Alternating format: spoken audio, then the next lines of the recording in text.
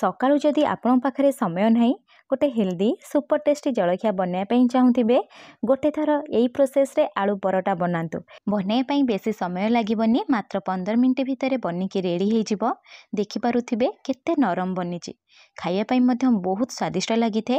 आपण को पिला टिफिन बॉक्स दे पारिबे न लंच बॉक्स दे पारिबे। जदि चाहिए डिनर रे बनईकी किछि तरकारी सहित खाई पारिबे न चाहा बा टमाटो केचप सहित खाई पारिबे।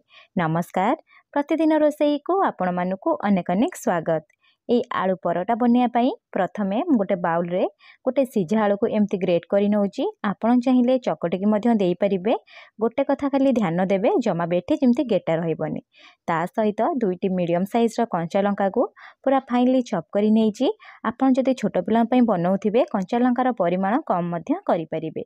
अल्प टिके धनिया पत्र काटिके देई दब पत्र निश्चय देखिबे टेस्ट भल आसीबो। स्वाद हिसाब रे आधा चामच एठी आमे देई दबा लूण। ता सहित आधा चामच एठी आमे देई दबा गोटा जीरा। आपण एठी जीरा गुंड यूज करिवेनी, गोटा जीरा एठी देबे। ता सहित आपण जदि चाहिबे मैदा रे बनै परिबे नले टोटली आटा रे मध्य बनै परिबे। आधा मैदा आधा आटा नै कि मध्य बनै परिबे। मठी गोटे कप मैदा ता सहित गोटे कप आटा देई दोची। देई सारला परे एठी आमे कोन करिया ना सुखिला आबे भल से टिके मिसेई नबा। मिसेई सारला परे अल्प अल्प पानी देबे। पानी देकी टिके नरम से चकटी नेबे। आपन जदि ये परोटार रेसिपी पसंद आसीबो आपण मानकु अनुरोध वीडियो को लाइक करने सहित जदि चैनल रे नुआ अछंती प्लीज चैनल को सब्सक्राइब करनेबे। पाखरे थिबा बेल आइकन को प्रेस करिनेबे। फैमिली और सांग मानक सहित शेयर करिवे। देखि पारुथिबे मठी आधा कप पानी देई दोची। एकाथरे देबेनी, अल्प अल्प देबे। अल्प अल्प देकी चिकन से चकटी नेबे। अटा को पूरा चिकन से चकटी नेइची। चकटी नहीं सारला पर एठी आमे कोन करिया ना परोटाटा पूरा नरम बनया पई गोटे चामच रिफाइन तेल देई दबा। आपण चाहिए घी टिके मध्य देई परिबे।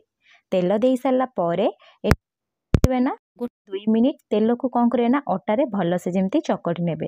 देखि पारुथिबे एई परी चकटिबे जहाँ तेलटा कौन हो ना अटा सहित भल से मिसी जिवो। चकटी सारला पर एठी आमे कौन करबा ना टिके भल से नरम बनया पई 10 मिनिट एई परी कवर लगेई दबा। कवर लगेकी छाड़ी दबा। जेहेतु एठी आमे आलू यूज करिचे ना टिके पानिया टाइप रो बनिबो। जदि आपण चाहिए पछरे गोटे चामच अटा देकी मध्य आउ थरे चकटी नै पारिबे। 10 मिनिट पर मुझे कवर काढ़ी नौची। देखि पारुथिबे केते नरम से पूरा हेची। आपन जदि पानिया टाइप रो लागुची आपन टिके अटा डस्ट करि नेबे। डस्ट करिके आकु टिके चकड़ी नेबे। एबे आमे कोन करबा ना छोट छोट गुला टाइप रो बनै नबा। एटी जो नॉर्मली आपन रोटी बनाती से हिसाब रे एटी बनै नेबे। आपन जदि चाहिए बड़ टाइप रो बनै परिबे नहले छोट छोट मध्य बनै परिबे। एबे चलंतु बेलिबा। बेलिया पई मु प्रथमे कोन करछि ना गोटे बेलना पेड़ी ऊपर अल्प किछि आटा को डस्ट करि नेबी। जदि मैदा रे बनौथिबे अल्प टिके मैदा मध्य डस्ट करि परिबे। करि सारला परे एठी आमे कोन करे ना गोटे आटा रो गुला देई दबा। देई सारला परे आकु आमे पूरा पतला से बेलिबा। जमा बेठी मोटा रखिबेनी, पूरा पतला के जिंदे रोटी बेले ना सेही परी एठी कोन करिवे बेली नेबे। देखि पारुथिबे मुटी बढ़िया से बेली नेइची। जेहेतु एठी आमे धनिया पत्र ता सहित गोटा जीरा और कंचा लंका देइचे ना टिके फाडला टाइप रो हबो। आपण एठी देखिकी बेली नेबे। बेली सारला परे सेकिबा। प्रथमे मु एठी कोन करछि ना गोटे पैन हो बा तावा बसई नेबे। मीडियम फ्लेम रे प्रथमे पैन तावा को गरम करि नेबे। जो पर्यंत गरम न हेची जमा भी रोटी बा परोटा एठी जमा भी देबेनी नहले कोन बना टाण बनि जिवो। गरम हे सारला परे देई दबा। मीडियम फ्लेम रे गोटे रु 2 मिनिट छाड़ी नबा। 2 मिनिट पर आपण देखिबे ऊपर एमती टुए सुखला टाइप रो हे जिवो। टिके जस्ट उल्टेई नेबे। उल्टेई नै सारला परे ऊपर कोन करबे ना अल्प टिके घी हो तेल हो बा बटर हो अल्प टिके देई देबे। देइकरी एमती स्प्रेड करि नेबे। आपण जदि चाहिबे अधिका मध्य एठी देई परिबे। तापरे कोन करबा ना फ्लेम को सेमती मीडियम रखिबा। मीडियम फ्लेम रे जस्ट उल्टेई नबा। उल्टेई नै सारला परे एपट मध्य टिके देइकरी एमती कोन करे ना ग्रेस करि नबा। ग्रेस कर नै सारला परे मीडियम फ्लेम रे गोटे रु 2 मिनिट रखिदबा। देखिबे टिके जस्ट ऊपर एमती लाइट ब्राउन कलर आसी जिवो। आपण कोन करे ना आउ थरे टिके उल्टेई नेबे। एमती कोन करे ना स्प्रेड करिकी दुई पट को भल से सेकी नेबे।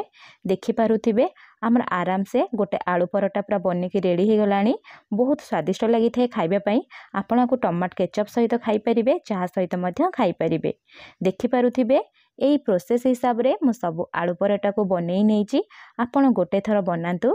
केमिति बनिला मो सहित कमेंट सेक्शन रे शेयर करंतु। जदि भिडियोटी पसंद आसीथिबो प्लीज वीडियो को गोटे लाइक करिवे। पुणी देखा हबो नेक्स्ट वीडियो रे। रहिली, धन्यवाद।